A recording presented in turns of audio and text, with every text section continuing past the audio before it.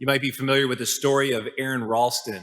He's a outdoorsy mountaineer guy, and he was on a hike in 2003 in Utah when a boulder fell, pinning his right wrist against a canyon wall. And it was down in a little crevice area, hidden off the beaten path. And after 5 days of being pinned there against the canyon wall, he began to realize how desperate his situation was, that nobody was going to come and rescue him. Nobody knew he was even down there. And on the sixth day, he did the unthinkable. He used a dull tool that he had to cut his arm and amputate it so as to free himself. He did a number of interviews after this account in 2003. They eventually made a movie documentary, like a reenactment of what happened. And in these interviews, though, he described what it was like the moment he realized that he had to do something drastic to save his life.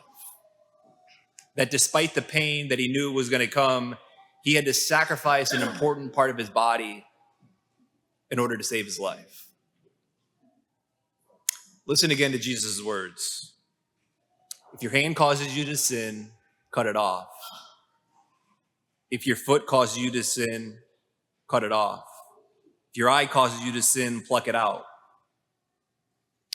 Of course, Jesus is using hyperbole here. He's not telling anybody to cut anything off, neither am I here.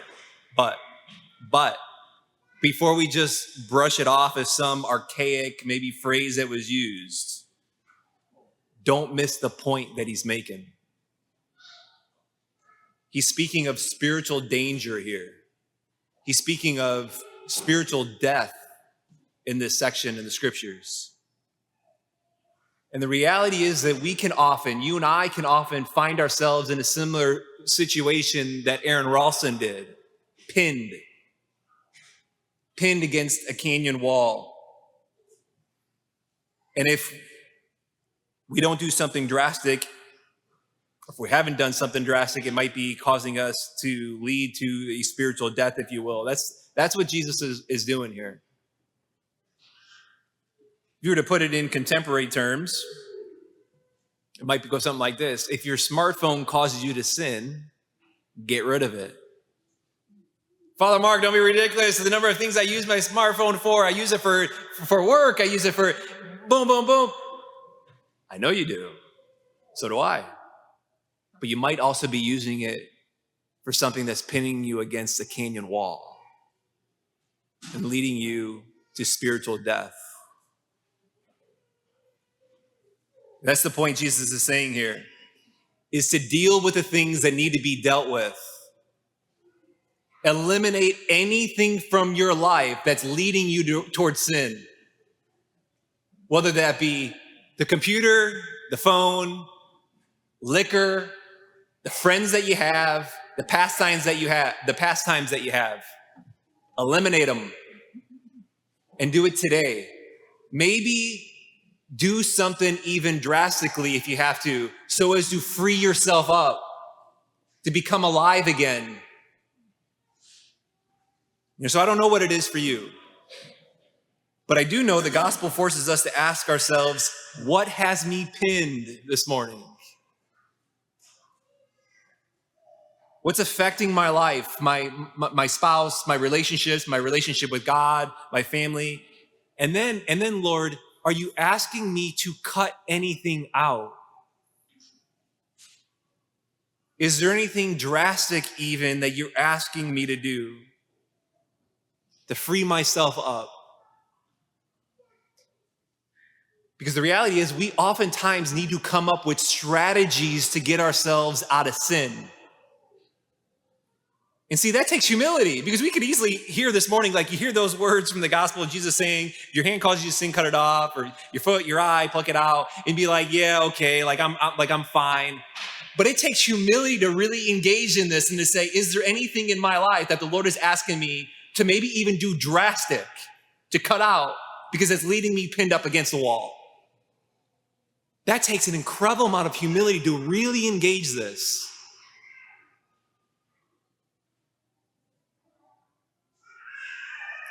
So I want to change gears a little bit and go to the previous verse. So that was verse 43. Verse 42, the previous verse, is not about being diligent for oneself of avoiding sin, but the previous verse has to do with being diligent to not lead someone else to sin, specifically children, it says. Verse 42, whoever causes one of these little ones who believe in me to sin, it would be better for him if a great millstone were put around his neck and he were thrown into the sea. That's a pretty rough picture, right? So it's like, it's a millstone. It's a big circular stone that was used to grind grain down.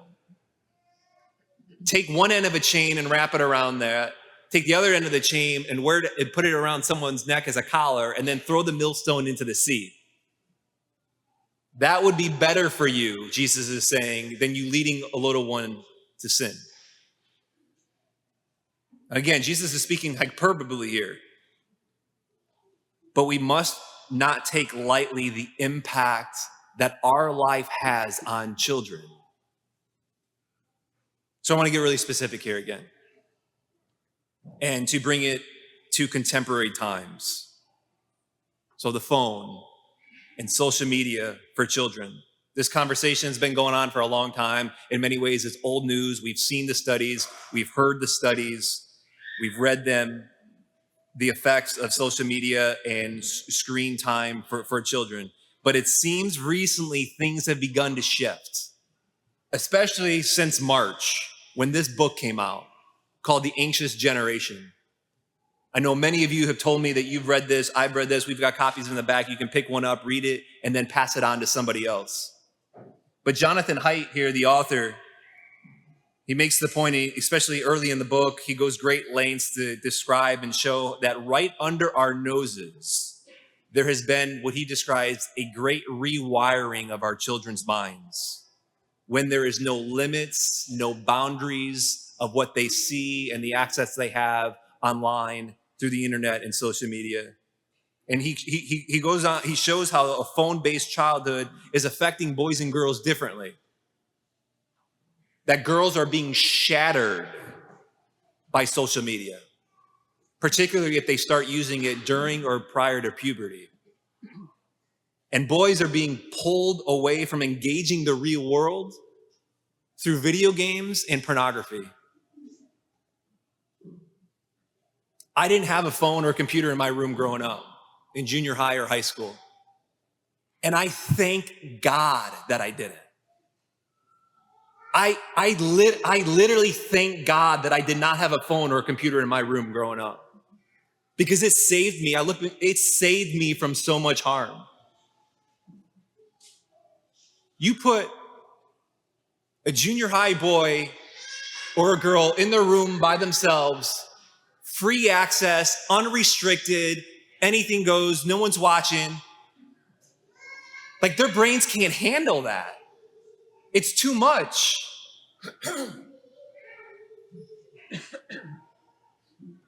And it's doing a lot of damage, mind, body, soul, and Haidt points that out. I see it in my work, in my ministry, and more are noticing, and more, especially since March, are taking action. One parent recently told me, she said, Father Mark, hands down, it's the hardest thing that we navigate and deal with on a daily basis in the home, with navigating screen time and usage and restrictions and battling against what their friends do and allowed to do, and maybe they're not to do. Hands down, it's the hardest thing we do. The struggle is real. And I even get a little taste of it on Mondays with my nieces and nephews when it's just me watching them. It's like the amount of times I go, here, watch this, look at this, like, put your eyes on this for a minute. Just to get like 5 minutes, and that's one day of the week for me.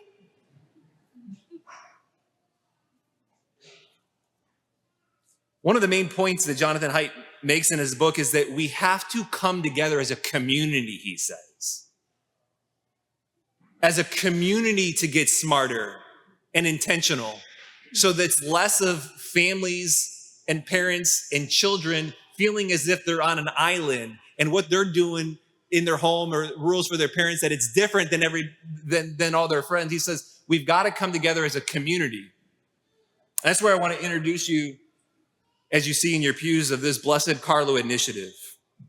Something that we're launching here at Notre Dame. It's simply taking the lead on social media, internet, and technology devices to teach kids to build authentic relationships and to build healthy habits so as to be happy and healthy, so as to become saints and to get to heaven.